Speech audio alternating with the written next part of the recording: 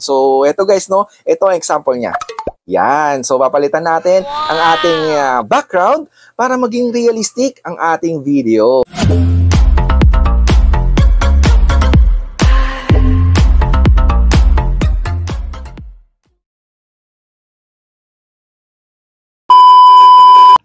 Hi guys! Welcome back to my YouTube channel. For today's video, ituturo ko sa inyo kung paano gumawa ng fake studio background sa ating mga videos na ina-upload. So, ito guys, no? Ito ang example niya. Yan. So, papalitan natin ang ating background para maging realistic ang ating video. Yan. Gawin natin studio. At napakasimple lang itong gagawin guys, no? At sundan nyo lang itong video tutorial na ito hanggang dulo para masundan nyo. Syempre guys, kung di ka pa nakasubscribe sa aking YouTube channel, pindutin mo na ang subscribe button, click mo na ang notification bell para updated ka sa mga future videos natin na ipapalabas katulad nito. So ang goal natin guys, no, tulungan nyo ako, no, abutin ang 100k subscriber bago magtapos ang 2024. So ayan guys, hindi ko na papatagalin, watch this. So ito guys, gagamit tayo ng CapCut application sa pag-edit natin ng mga video. So ito gagamitin natin, editor, para mapalitan natin ng ating mga background. So pili muna tayo ng photo na ilalagay natin or image na gagamitin natin sa ating mga background. Ayan, so ito ang aking napili na gagawin natin studio background sa ating video. So add lang natin dito sa CapCut. Then after natin ma-add ng image, mag-add overlay tayo. Add overlay para sa video na gagamitin natin. So add overlay natin to guys. Then piliin natin yung video na gagamitin natin or i-upload natin. So yan yung video na ito. Ayan. So ayan ang gagamitin kong video at papalitan ko yung background niya doon sa napili nating image. So ayan. So after nan, next lang natin to guys, no?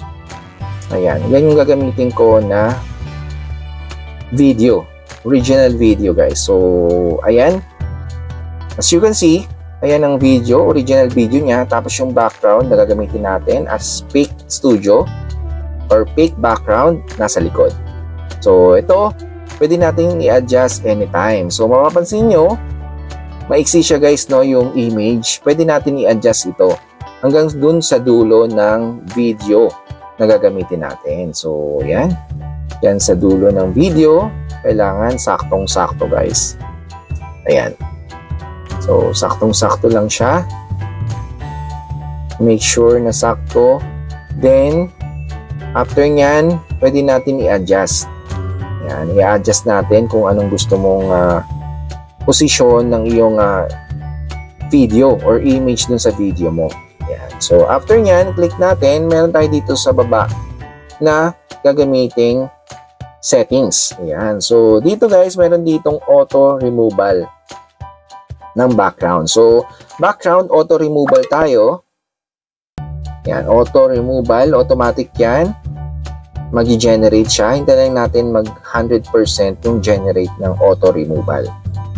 So, ayan guys, no, syempre, bago natin to na gawin, subscribe ko muna sa aking YouTube channel guys, no? At sana ang goal natin makaabot tayo ng 100k bago magtapos ang 2024. So maraming salamat sa inyo at share and support guys, no? Then ayan guys, after nyan, i-adjust natin itong image. Automatic nawawala na yung background doon sa video.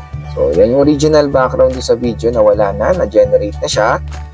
As you can see, nakikita na yung ilalagay natin na fake studio background. So, ayan.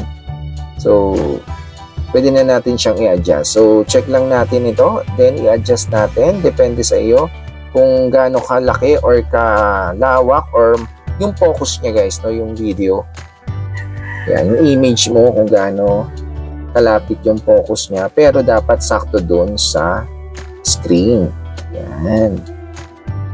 So, depende sa iyo guys kung ano na yung prepare mo, kung gaano kalapit yung image mo.